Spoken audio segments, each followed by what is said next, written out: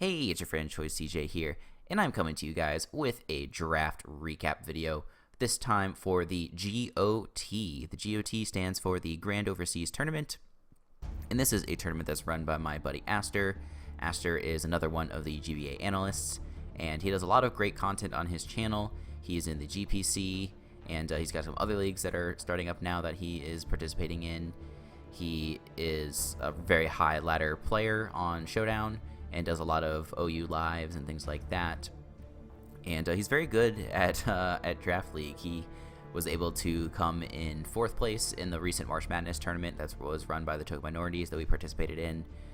So he's a very highly acclaimed player and YouTuber, and just a good guy. I've got the chance to know him a little bit over the last couple of months, and he is a cool dude for sure. Now, this tournament is the second iteration of the tournament. The first time, it was back in October, and GOT at that time actually stood for Goodbye ORAS Tournament. But obviously, we are no longer saying goodbye to ORAS. Gen 6 has been over for probably 5 months now, so the new name is much more appropriate, and we decided to sign up for this tournament. It was originally going to be like 64 teams, is what I understand, but the interest in this tournament was so overwhelming that Aster decided to increase it to 128 people, which is really awesome. It's almost as big as the March Madness that we participated in before, but I like the format of this just a little bit better because there's actually some space in between all the matches, whereas with March Madness, like, I had to play all my pool games within a week, and then that got me into the day of the tournament, and then on the day of the tournament, we had like 2 hours to play another round of pools, and then if you made it to the bracket, you only had 15 minutes to prep. So, like, that's exciting and it's different, but it's tough, you know, especially when you're in a format where you only have 8 Pokemon, and it's hard to come up with creative checks for all the different Pokemon that your opponent could have. So having a little bit of space between all the games here is going to be nice. I think it's a round of pools at the beginning, where I think it's like 4 or 5 people per pool. And then if you advance out of the pools, you make it to the bracket, and I think there's one week for each bracket round, so should be pretty neat. And yeah, I do have my team that you guys can see in front of you on the screen here, and I'll just go ahead and start off by saying that of the 128 teams, those teams were divided into 8 draft pools. There were 16 teams per draft pool, and in the draft pool that we were assigned to, we had the 3rd overall pick. And Kyurem-B is a Pokemon that is not frequently allowed in these types of draft leagues because, especially with only 8 Pokemon, it's just so hard to counter. But Aster thought that it would be fun to give Kyurem-B a shot in this tournament, and I was more than happy to oblige and take up my Duke Nukem here. I do have a little bit of experience using Kyurem-B in the past, and this thing is obviously amazing. It has ridiculous physical attack, very respectable special attack, and amazing bulk, like really amazing bulk. Unfortunately, its typing isn't the best. It's weak to, I think, 5 different types: rock, steel, fighting, fairy, dragon. But this thing just packs such a punch. It's outrageous. It's got good coverage. It's got coverage for Pokemon that resist it. It's got earth power for steels, and it's got both Iron Head and Flash Cannon for fairies. And I did make this my Z Captain, which means I can run like Z Freeze Shock for a super charged up physical ice move, which is going to be awesome. There's very, very few things that can take that in the format, as far as I know. And Z status moves are allowed. The only things that are banned are the Omni Boosts. So we do have the ability to run things like Z Hail. We can run Z Hone Claws, etc., etc. So really excited to be using Kyurem-B. Now, Kyurem-B is weak to a few things. It's weak to some common forms of priority like Bullet Punch and Mach Punch. And even though 95 is not a bad speed stat, for an offensive mon, it's not the best. It can be easily revenged by all sorts of Pokemon. So the idea that I had was I wanted to build the defensive core to support this of Skarmory and Nidoqueen. And then to support it offensively, I thought it would be really fun to use Scolipede.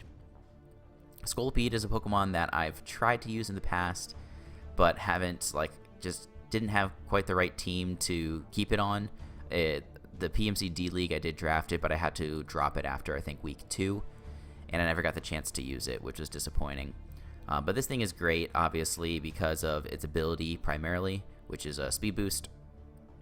Speed boost makes this thing really hard to revenge kill, because after one boost, it's got a really high base 112 speed stat, and so if you're running Jolly and you get a +1 speed boost, they're going to need something that's scarfed that's higher than base 112 in order to outspeed you, which is really great. It's got awesome coverage moves. It's got Aqua Tail, Rock Slide, Earthquake, in addition to its dual stabs of Mega Horn and Poison Jab. And it's got really great utility moves as well. It's got both Spikes and Toxic Spikes. It's got Endeavor. And the main move that most people associate with Scolipede is Baton Pass. So I really like the idea of using Baton Pass to pass into Kyurem Black, because, as I mentioned, the fact that Kyurem Black is sort of easily revenged makes it a little bit more one-dimensional as a Pokemon. But I think if we can give it some speed boosts, it can really wreck shop. And so I'm excited to have Heimlich, my Scolipede, to support the Kyurem Black in this way. So with the next pick, I had to choose between either Skarmory or Nidoqueen. I know that most people tend to go offensive in these drafts because with only 8 slots, it's really hard to get enough defensive synergy to build like a more balanced team. So you're usually better off just collecting as much offense as possible. So I was like, well, if that's the case, I think Skarmory might slip because it's not really that popular on offensive teams. So I wanted to get Nidoqueen next. And Nidoqueen is nice because it does resist Fighting and Fairy that would otherwise threaten the Kyurem Black. It doesn't resist Steel, but the ground type coverage that Nidoqueen gets is going to allow it to threaten most Steel types, which is very nice. And yeah, everybody knows how awesome Nidoqueen is. It gets both Stealth Rock and Toxic Spikes for hazard support. It gets an awesome move pool on both physical and special sides. It gets some good support moves like Pursuit and Sucker Punch, as we see down here. So this thing is just amazing. We're bringing back Xena, which was one of the champions on our UPC squad from Season 3. Yeah, so I knew I really wanted this to support Kyurem. Unfortunately, like 2 picks after I took this Nidoqueen, Skarmory got taken, and so I kind of had to plan my whole draft strategy again. And another Pokemon that I had wanted that got sniped was Xurkitree. Xurkitree I might have taken with the 2nd overall pick, but it got taken at the beginning of the 2nd round, so that was unfortunate. So I wanted like a good ground immunity, and I wanted an electric type, so Thunder T seemed pretty awesome. We're calling this Elon Musk T because in the UBC, our Thundurus Incarnate was Elon Musk, so for lack of a better nickname, we're just going to call it Elon Musk T. And even though Xurkitree, with its really ridiculous special attack stat, would have been really fun to Baton Pass into, and that's exactly what Trev CL did in the March Madness tournament. He abused the crap out of Xurkitree plus Scolipede. I think Thundurus T, with its base 145 special attack stat, is also going to be pretty fun to pass into. And this thing obviously gets great setup options with agility and nasty plot. It's got great coverage, Focus Blast. It's got Steel coverage, Dark coverage, Psychic coverage, etc. It's got a decent physical move pool with like Hammer Arm and Knockoff and Superpower. We probably aren't ever going to run Hammer Arm actually, but it does get Superpower. And yeah, the ability for this thing to prevent Volt Switch is also really nice, and that is due to its ability Volt Absorb. I tend to be kind of weak to momentum teams just based on the way that I draft. And hopefully now with Nidoqueen and also Thundurus, we're going to be able to prevent that. It'll just be a little treacherous because they're both weak to Ice-type moves. So as long as an Ice or Electric-type Pokemon is packing Ice coverage, it should have a decent way to break through these 2 Pokemon. But I'm well aware of that, and we can deal with that. So the first thing that jumps out about these first 4 Pokemon is that it's very, very, very weak to rocks. And so that's why Skarmory would have been really great, because that's probably the best defogger in the game. And I was thinking about drafting something like Mega Blastoise to be, a nice, sturdy, rapid spinner that had some, good water coverage and some other powerful moves. But I couldn't get the Skarmory, so I had to make a quick adjustment, and I just decided to go with Pete Burns, my Fortress. Why Pete Burns? Because Fortress spins me right round like a record baby. So Fortress was added because it kind of has the same resistances that Skarmory does. It's resistant to Fairy and Dragon, and it can kind of deal with like priority Mach Punch. It doesn't resist it, but it's not weak to it, so that's nice. And coming off of this giant defense stat, it virtually resists it. It does resist the Bullet Punch, and even though again Fortress doesn't resist rocks, most rock Pokemon are going to have high attack stats, which are sort of countered by the high defense of Fortress. And most importantly, Fortress does get Rapid Spin, as I'm sure you all know. And this thing gets all of the best hazard stacking options. It does get Stealth Rock, Spikes, and Toxic Spikes. So having all this hazard support on my team is really awesome. Even though I'm a little short on hazard removal at this point in the draft, I have 2 Pokemon with Spikes. 2 Pokemon with Stealth Rocks, 2 Pokemon with Spikes, and 3 Pokemon with Toxic Spikes. So because I have really awesome wall breakers like Kyurem and Thundurus, I'm going to be forcing lots of switches, and a great way to punish those switches is to have lots of hazards. And I definitely have that right now. And Fortress is also really nice for me because it does get Volt Switch, and I really wanted to have some good momentum options on this team. I guess good isn't necessarily like the word I would use to describe Fortress's momentum possibilities, but just being able to Volt Switch on something that might come in on Fortress and set up a substitute on it is really nice, preventing them the opportunity to take advantage of Fortress. Fortress can be a little passive, but hopefully we can make sure that we don't find ourselves in those situations where we get taken advantage of.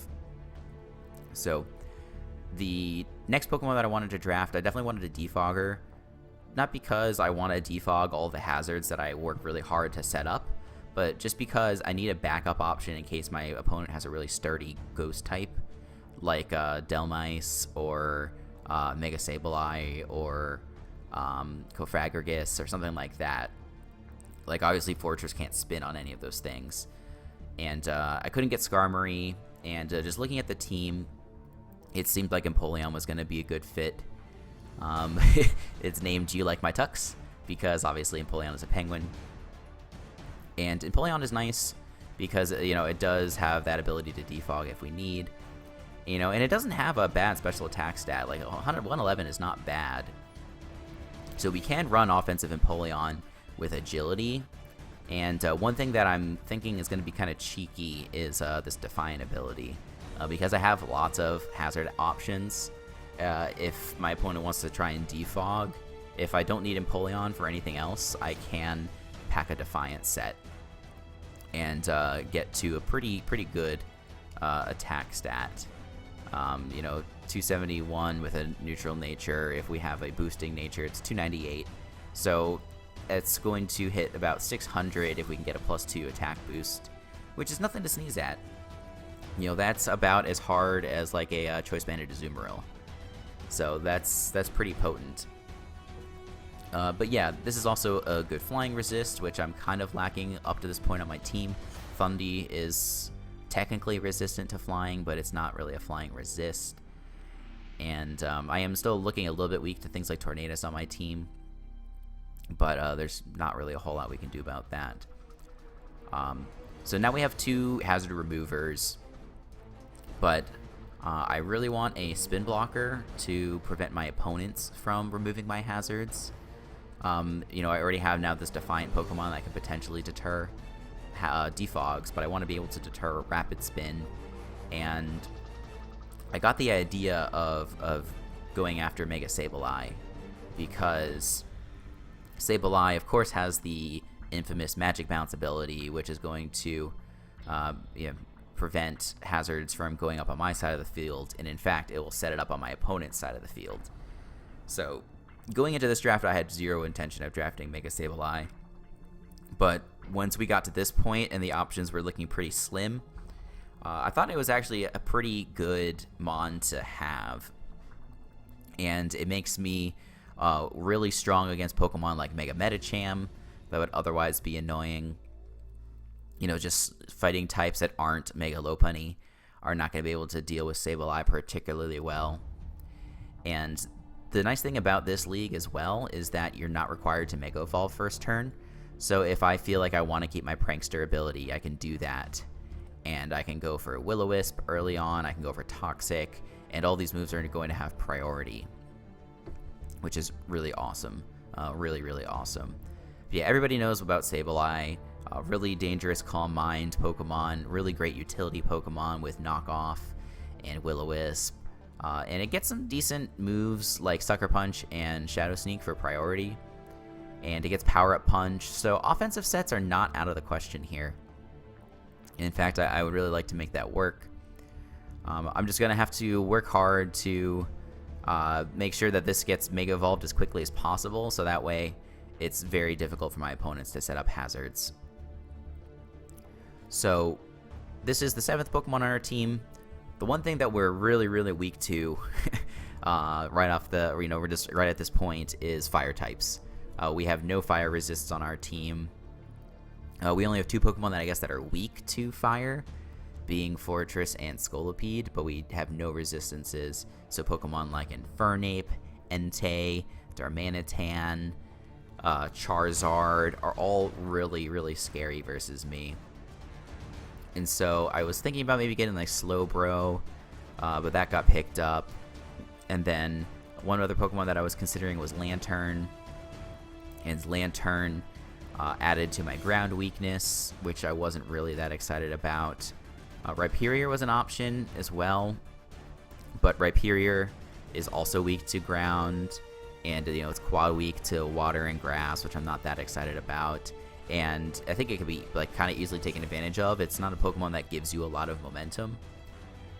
So I was like, well, you know what? Let me go with Pyukumuku. You know what? If this is going to be a fun draft, we're going to get Pyukumuku, and we're going to enjoy the hell out of this tournament. If you've been watching the GBA, Gator's been making really good use of Pyukumuku. Has literally no attacking moves. Well, I guess it gets counter, which is decent. But I didn't actually know that it got that. I thought it got literally nothing. But I like this Pokemon a lot because, yes, it can pivot into fire types really easily. And although it can't threaten them back, we can just very easily baton pass into something that can threaten a fire type, such as a Scarf Nidoqueen, or something that just couldn't take 2 hits from a fire type. Like I bet Nidoqueen can take 1 hit from most fire types, so just not 2. So we can't pivot directly into it, but then we can do a very careful, slow pivot into it with Pyukumuku. And Pyukumuku also has awesome utility options like Screens, Memento. It does get Curse if I feel like I want to baton pass a Curse into anything. Just lots of really fun stuff that I'm looking forward to. Soak plus Toxic is pretty nice if you want to try and weaken something like a Steel type. So you could Toxic something like Skarmory, just as an example.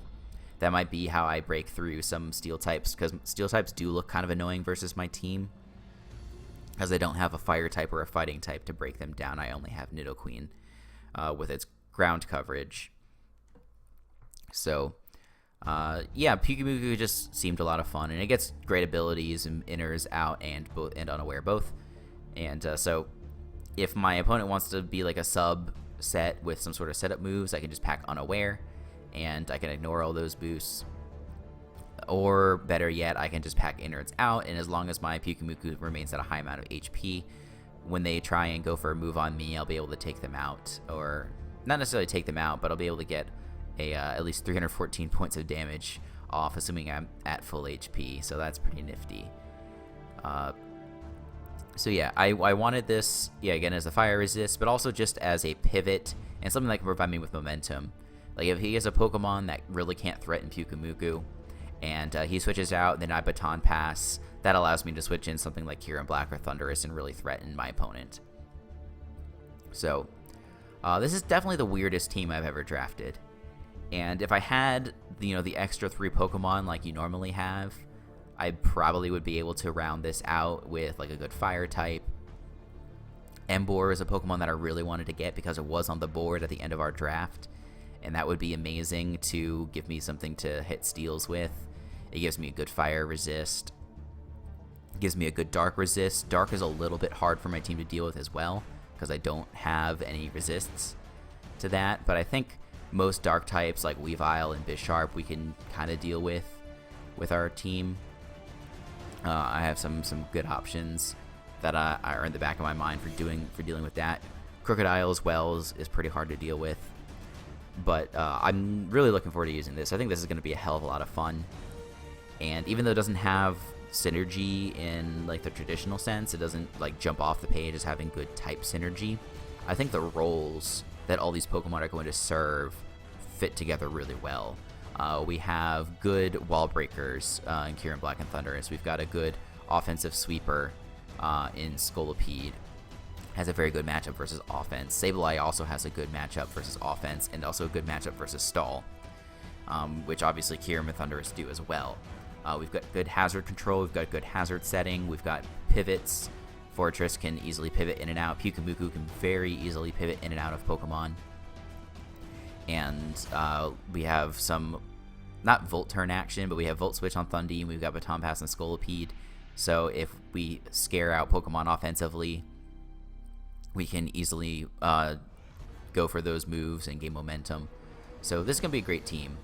I know it, and it's also exciting for me because it's going to really challenge my abilities as a builder and as a battler, because I can't just say, okay, well, I'll just switch into this Pokemon to counter my opponent's Pokemon. It's going to be a lot different. It's going to be, this is my win condition. I need to play in a very particular fashion to allow this Pokemon to win. And it's just not going to be playing turn by turn. I'm really going to have to see the entire game from the start. And it's going to be a really good growth opportunity for me. It's going to make for a lot of really fun battles, and I hope you guys are looking forward to it. I definitely am.